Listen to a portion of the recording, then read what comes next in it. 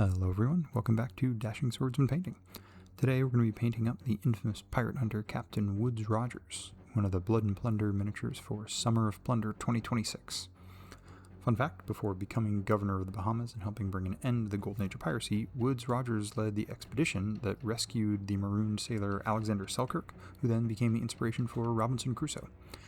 It is a great dynamic sculpt with a lot of action. He's sort of twisting around, so we've got access to a lot of details. The only area that's a little bit tricky is the shirt underneath his coat. The first thing we're going to paint is his shirt and his stockings or leggings. I'm using bright ivory from Acryl. It's an off-white that'll kind of read as white once we either shade it down or highlight it up.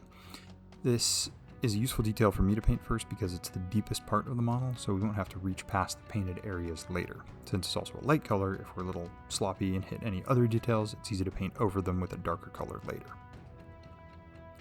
Next, we're going to base coat the skin. I'm using Bugman's Glow. It's a great skin tone base color, and I'm doing the face and the hands. Then we'll highlight the skin. I've mixed about 50-50 of Bugman's Glow and Acryl Light Flesh, and then thinned it down with a little bit of water.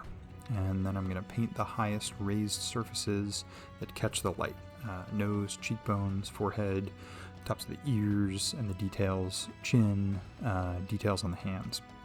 It looks a little bit messy at first, the really strong contrast against the darker base coat underneath, but thinning it down helps it dry to a smoother finish. If the transition still looks too harsh, we can always mix a 75-25 intermediate color to smooth it out, but it actually ended up drying pretty good. Next, we're going to base coat the scarf. I'm using Jade from Acryl. It's a super bold, distinctive color, and I really like it as a color. The next step is to base coat the coat. I'm using Dark Umber from Acryl. Make sure to get really good even coverage. If it takes 2 or 3 coats, that's fine. Just make sure to be careful around the edges of the scarf and the shirt where they touch those already painted details.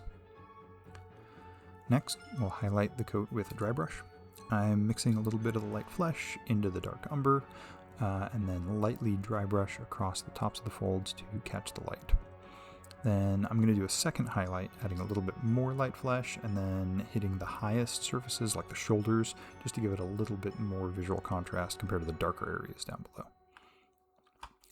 Next, I'll paint the pants, using dark warm gray from Acryl for the base coat, and then use a similar dry brush again, mixing a little bit of the bright ivory, kind of on the cool side of the spectrum, to the dark warm gray.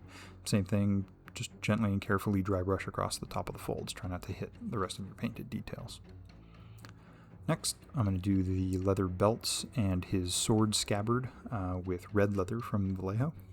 Then I'll use light umber from Acryl for the wooden parts, the grips of the pistols, and the wood deck base. Then I'll base coat his hair with light gray from Vallejo. I'm choosing to believe that he's either a distinguished fighting gentleman later in his career as governor, or that he's wearing a very fashionable gray wig. And then to highlight it, I'll add a little bit of bright ivory to the gray, and then carefully use the side of the brush to catch the raised strands. You could also dry brush this if you wanted to.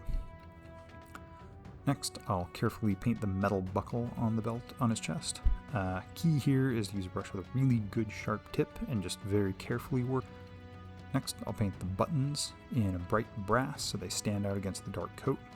I'm using 2 thin coats top brass. Now it's time for metal parts on the pistols. I'm going to start by painting them with black across the barrel and the action mechanism. And then I'm going to carefully give them a highlight with gunmetal or silver to try and sell that metal finish. Then I'm going to apply a wash over the whole model. I'm using Reikland Fleshshade because I want to try and bring out the warmth of the browns and reds. You could also use a dark brown. I would probably not use a black wash on this sort of organic and warm colored model. And then finally, I'll do the base rim with dark umber. I think it makes a nice contrast with the wooden planks on the base, while still being sort of a neutral color that looks good on a lot of tabletops. And that's it. Woodes Rogers is complete and ready to take the fight to the pirates. Thanks for joining me here at Dashing Swords and Painting. Good luck with your own captains, and I hope you're enjoying Summer of Plunder 2026. Happy painting!